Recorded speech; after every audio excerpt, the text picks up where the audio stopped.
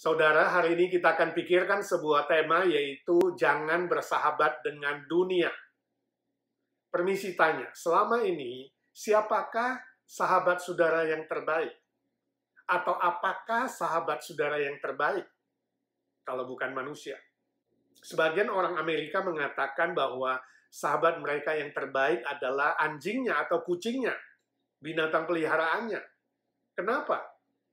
Sebab anjingnya atau kucingnya jauh lebih ramah, lebih baik, lebih sayang dirinya dibandingkan pasangan hidupnya. Suami atau istri seringkali bisa marah, ngambek, melawan, kalau dikasih tahu, nggak suka, nggak mau dikritik, ada yang pelit, ya, bahkan ada yang memukul dan membunuh pasangannya. Bahaya sekali. Anjing atau kucing tidak selalu baik. Ya, walaupun saudara marah-marah, dia tetap goyang-goyang ekor. Sebagian orang lagi di dunia ini mengatakan bahwa mereka tidak punya sahabat seorang manusia. Sahabat mereka yang terbaik adalah uang, harta. Untuk orang yang sedemikian diusulkan, minimal carilah 5 orang kenalan. Kenapa 5 orang kenalan? Supaya nanti waktu meninggal, ada 4 orang yang mengangkat peti matinya, dan 1 orang yang memimpin upacara pemakaman untuk dia. Ada orang mengatakan bahwa kalau mau sukses di dunia ini, minimal punya 4 orang sahabat. 1 orang dokter, jadi saudara kalau ada pertanyaan soal kesehatan, saudara tidak sampai dibohongi oleh dokter yang tidak kenal atau oleh rumah sakit, ada kenalan dokter.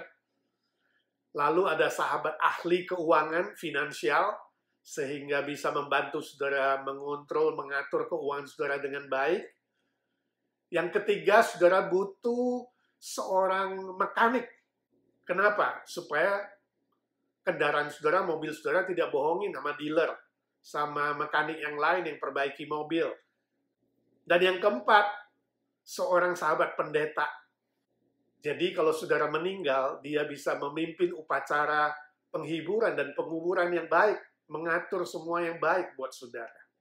Kita mungkin ketawa, tapi saudara setuju dengan nasihat itu? Atau menurut saudara perlu tambah lagi beberapa sahabat yang lain? Ahli obat atau apoteker, sehingga saudara bisa tanya-tanya soal obat, gak sampai salah minum obat. Satu lagi ahli gizi, saudara bisa tanya soal makanan, soal gizi, sehingga saudara bisa memiliki makanan yang sehat, umur lebih panjang. Satu lagi mungkin personal trainer yang mengajar saudara berolahraga dengan sehat dan baik. Berapa orang sahabat yang saudara punya di dunia ini? Ya. Sebagian orang lagi di dunia ini salah dalam bergaul atau bersahabat.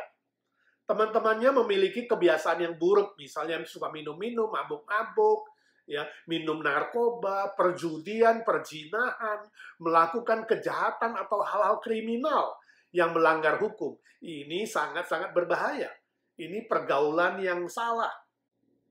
Permisi tanya, selama ini ketika interaksi dengan orang lain, interaksi dengan sahabat-sahabat atau teman, apakah saudara adalah seorang yang memberi pengaruh yang positif, atau selama ini saudara yang dipengaruhi? Bahkan dipengaruhi dengan hal-hal yang kurang baik atau yang negatif. Kami sering memberikan nasihat kepada anak-anak kami. Ya, anak-anak, kalian boleh bergaul dengan siapa saja, berteman dengan siapa saja, tapi hati-hati. Jika kamu tidak bisa memberikan pengaruh yang positif, yang baik, yang benar, kamu tidak punya kekuatan untuk mempengaruhi, tetapi sebaliknya dipengaruhi dengan hal-hal yang tidak baik. Ingat, keluar dari pergaulan itu. Menurut saudara, apakah seorang Kristen harus bisa bergaul, bersahabat dengan siapa saja di dunia ini tanpa diskriminasi apapun? Saya yakin saudara akan menjawab, ya, orang Kristen tidak boleh diskriminasi. Kita harus bisa bergaul, bersahabat dengan siapa saja, latar belakang apa saja, tanpa kecuali. Sebab semua manusia di dunia ini sama di mata Tuhan. Sama-sama diciptakan oleh Tuhan. sama-sama berharga di mata Tuhan, sama-sama membutuhkan keselamatan dan membutuhkan berkat dari Tuhan. Tapi saudara, kenapa firman Tuhan mengingatkan kita supaya jangan bergaul, jangan bersahabat dengan dunia? Apa maksudnya? Coba kita baca firman Tuhan dalam Yakobus pasal 4 ayat 4. Yakobus pasal 4 ayat 4, demikian firman Tuhan. Hai kamu, orang-orang yang tidak setia, tidakkah kamu tahu bahwa persahabatan dengan dunia adalah permusuhan dengan Allah? Jadi, barang siapa hendak menjadi sahabat dunia ini, ia menjadikan dirinya musuh Allah. Saudara, Alkitab memberikan kita tanda awas supaya kita jangan bersahabat dengan dunia. Kalau bersahabat dengan dunia itu sama dengan menjadi musuh Allah. Apa maksudnya? Bukankah dalam Yohanes 3:16 Alkitab mengatakan bahwa Allah mengasihi dunia ini sehingga dia berikan anaknya yang tunggal, Yesus Kristus, supaya barang siapa yang percaya jangan binasa, melainkan memperoleh hidup yang kekal. Allah sendiri mengasihi dunia. Kenapa kita disuruh jangan bersahabat dengan dunia? Dalam Yakobus 4 ayat 4. Kalau kita bandingkan lagi misalnya perkataan Tuhan Yesus dalam Matius 22 ayat 39, itu perintah Tuhan Yesus mengatakan, kasihilah sesamamu manusia seperti dirimu sendiri. Kita dipanggil untuk mengasihi dunia ini. Seperti Allah mengasihi dunia. Mengasihi sesama manusia. Seperti diri kita sendiri. Lalu apa maksudnya Yakobus 4 ayat 4 tadi yang kita baca? Ketika Allah mengatakan, jangan kamu bersahabat dengan dunia. Nah, saudaraku, Yohanes 3:16 dan Yakobus 4 ayat 4 tidak bertentangan. Kata dunia dalam Yohanes 3:16 di situ adalah manusia. Sedangkan kata dunia dalam Yakobus 4 ayat 4, kata dunia di situ artinya berbeda. Artinya adalah prinsip hidup, falsafah hidup, praktek hidup duniawi. Itu yang tidak boleh. Sebagai orang percaya, hari ini kita menjadi ciptaan yang baru, yang seharusnya juga memiliki prinsip hidup yang baru, falsafah hidup yang baru, praktek hidup yang baru di dalam Kristus dan kebenarannya. Harusnya ajaran firman Tuhan menjadi pegangan hidup kita, bukan lagi ajaran dunia. Hal yang sama ditegaskan oleh Rasul Paulus dalam surat Roma pasal 12 ayat kedua. Demikian firman Tuhan. Janganlah kamu menjadi serupa dengan dunia ini, tetapi berubahlah oleh pembaharuan budimu, kata firman Tuhan. Sehingga kamu dapat membedakan manakah kehendak Allah, apa yang baik, yang berkenan kepada Allah, dan yang sempurna. Sangat-sangat jelas. Jangan menyerupai dunia ini. Caranya bagaimana, saudaraku? Ayat kedua tadi menjelaskan. Perbaharuilah budimu, pikiranmu. Transform pikiranmu. Ubahlah pikiranmu. Ditransformasikan menjadi baru. Ciptaan yang baru, pikiran yang baru, pemikiran yang baru, prinsip hidup yang baru, ajaran yang baru, yang sesuai dengan firman Tuhan. Ini jelas kontras dengan ajaran dunia.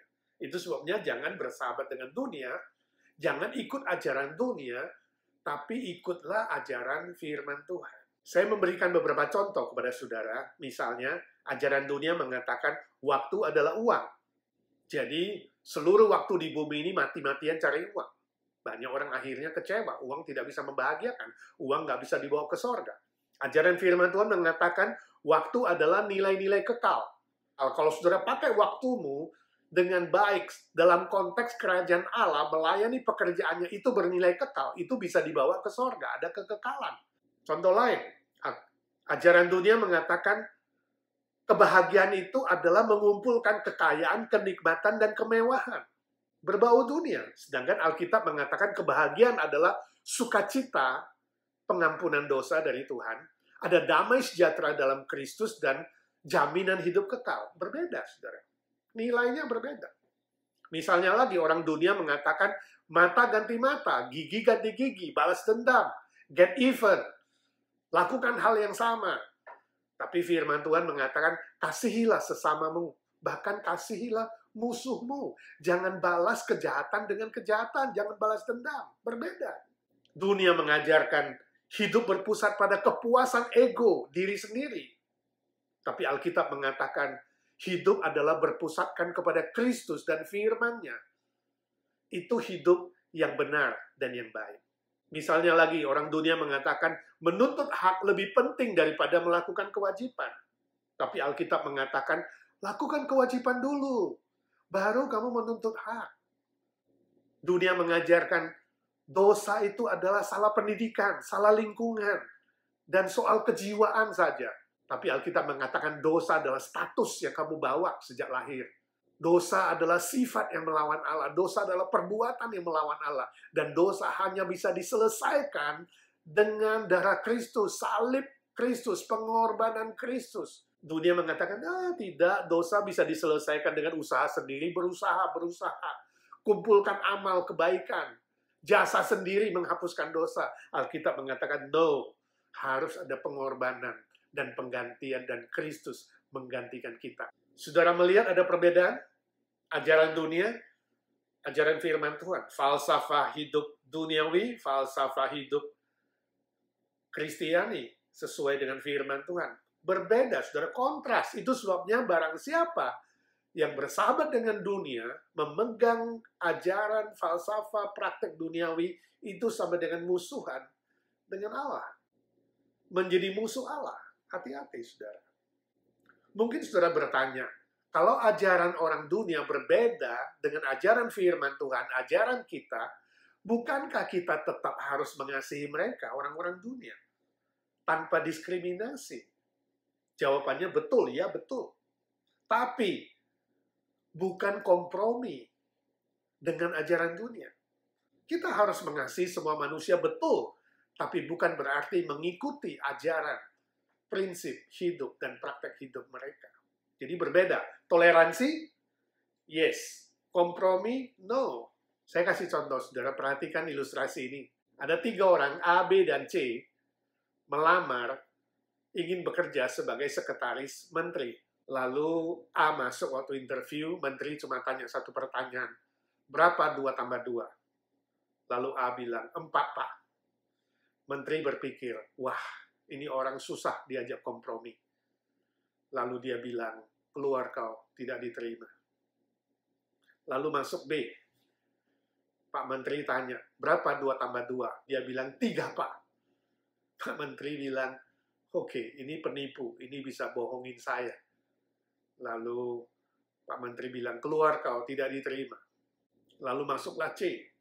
Berapa 2 tambah 2? C bilang, terserah Bapak lah. Maunya Bapak berapa? Asal Bapak senang. Nah, muncul istilah ABS, asal Bapak senang. C diterima sebagai sekretaris menteri. Siapa yang sukses? C? Ya, C sukses sebab dia mendapat pekerjaan. Temannya A dan B gak dapat kerjaan. Tapi malam hari itu, 3-tiganya meninggal dunia. A, B, dan C meninggal dunia. Sampai di hadapan Tuhan, siapa yang sukses? A. Ya, A. Sebab dia berani berkata ya kepada ya, tidak kepada tidak. Dia pegang prinsip kebenaran. B adalah pembohong, penipu. C itu adalah contoh orang yang kompromi, ikut arus, asal Bapak senang. Berapa aja boleh. Ya. Jadi tidak bisa membedakan mana yang benar, mana yang salah. Tapi kalau saudara sebagai A, apakah saudara membenci si C? Tidak seharusnya, sebab orang Kristen tidak boleh membenci orang lain. Harusnya mengasihi, walaupun C berbeda. Dia tetap boleh toleransi, hidup bersama dengan si C. C tetap jadi temannya, bisa makan bersama, bisa bergurau, bisa ngobrol. Tapi A harus berani bilang, maaf, saya sebagai temanmu, tapi saya tidak setuju dengan falsafah hidupmu, prinsip hidupmu, praktek hidupmu. Ya. Jadi si A itu toleransi tapi tidak kompromi. Sekali lagi, toleransi artinya kita bisa bersahabat dengan siapa saja, mengasihi siapa saja, harusnya demikian.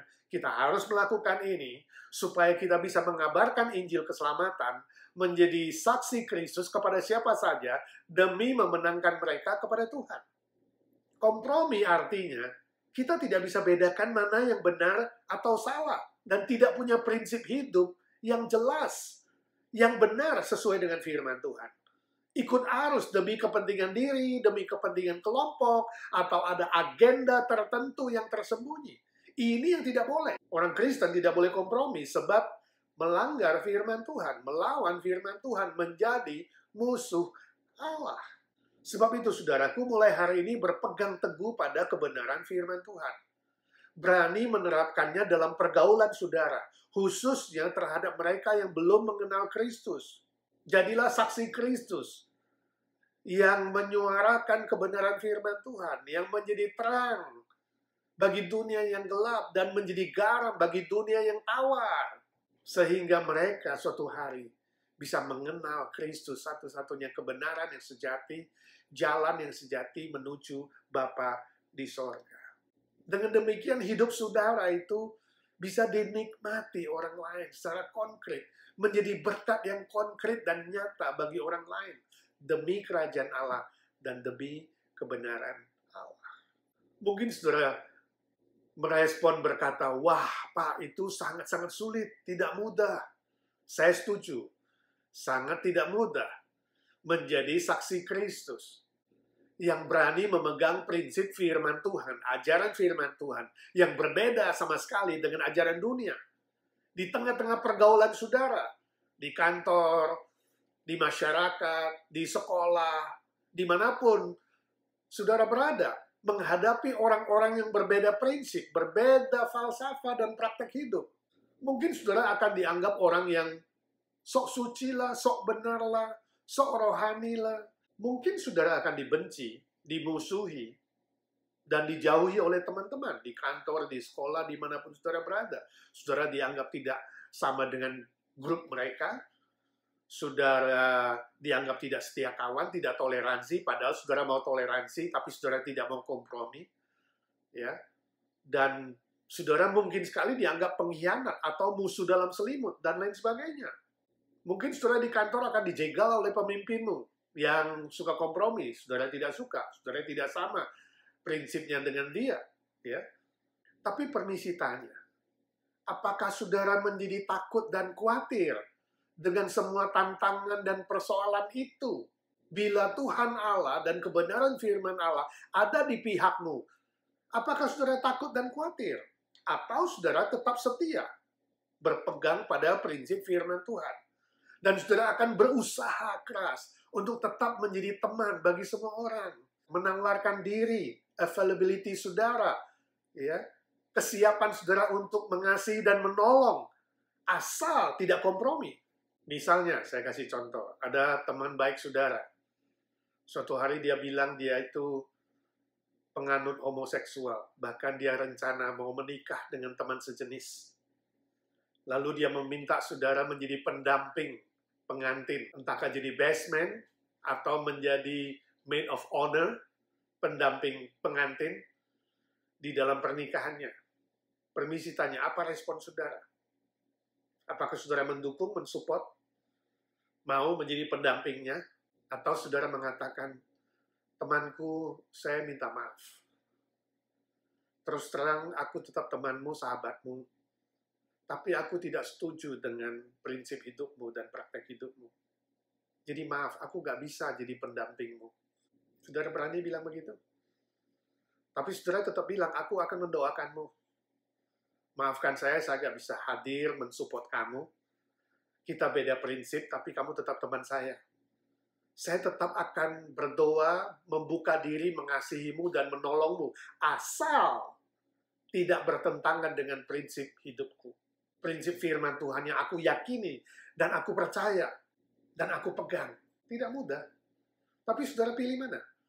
Mensupport teman lalu jadi kompromi, atau mensupport teman tapi toleransi? Dan berani berkata yang benar. Ya kepada ya, tidak kepada tidak. Yesus bilang lebih daripada itu, datang dari si jahat. Saudara, ini sama prinsipnya. Kalau saudara diajak untuk mabuk-mabuk misalnya, atau minum obat bius, saudara harus menolaknya. Pegang firman Tuhan. Ya bilang ya, tidak bilang tidak. Atau disuruh mensupport aborsi. Atau ikut demo yang berbau politis. Saudara harus berani bilang tidak. Atau melakukan hal-hal yang jahat. Yang melawan firman Tuhan. Yang bertentangan dengan prinsip kebenaran firman Tuhan. Saudara harus bilang tidak setuju. Tapi tetap terbuka menjadi temannya. Dan mendoakan dan cari kesempatan suatu hari. Saudara bisa mengabarkan Injil kabar baik dalam Kristus. Injil keselamatan. Supaya dia pun bisa diselamatkan. Itu teman yang baik. Jadi sekali lagi prinsipnya kita bergaul dengan siapa saja, bersahabat dengan siapa saja, tapi jangan mengikuti ajaran, filsafat, praktek hidup duniawi. Sebab itu bertentangan dengan firman Tuhan dan kita menjadi musuh Allah. Permisi tanya saudara. Apa yang menjadi tantangan, kesulitan saudara di dalam bergaul dan berinteraksi dengan orang-orang sekitarmu? Ketika saudara ada di kantor, di tempat kerja, ada di kampus, dimanapun saudara berada, berhadapan dengan orang-orang yang berbeda prinsip, berbeda ajaran dan praktek. Tetap jadi sahabat, tapi tidak mengikuti ajarannya. Mulai buat planning, saudara. Rencana memegang prinsip-prinsip firman Tuhan dalam hidupmu dengan baik. Supaya kamu tetap teguh dan mantap. Kemudian doakan teman-temanmu satu persatu. Minta hikmat dari Bapa di sorga yang melampaui pengetahuan, melampaui pengalaman dan perasaan. Minta kekuatan dari Tuhan Yesus. Cinta kasih dari Tuhan Yesus yang sudah berkorban di atas kayu salib. Kuasa kebangkitannya. Minta pimpinan Roh Kudus dalam hatimu, dalam belajar firman Tuhan dan menerapkan firman Tuhan. Maka engkau bisa menjadi saksi Kristus yang efektif dan produktif. Menjadi berkat yang nyata bagi banyak orang di sekitar saudara.